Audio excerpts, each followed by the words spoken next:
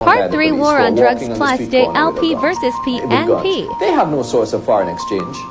They have no basis, no earnings on which to pay out hundreds, indeed thousands of Jamaican dollars to get a gun. Somebody is giving them that.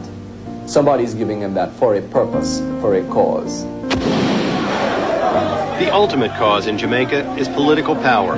For 40 years, Jamaican elections have been bitter and violent.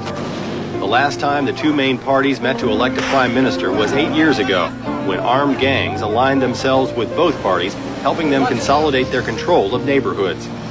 Those are the same gangs who are now showing up in American cities dealing drugs.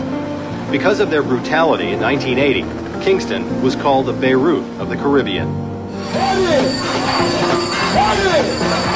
Two men have held political power here for nearly 2 decades. Socialist Michael Manley of the People's National Party was defeated in the 1980 election by Edward Seaga, who is the current prime minister and favorite of the Reagan administration.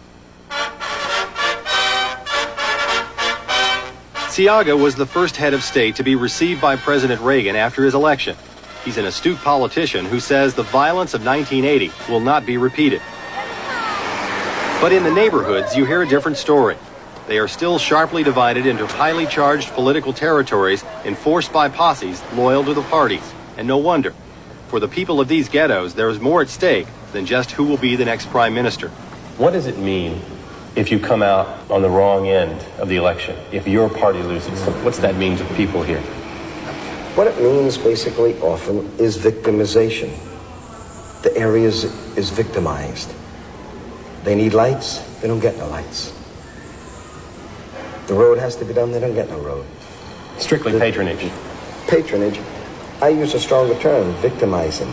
They almost in a sense punish them for being laborite or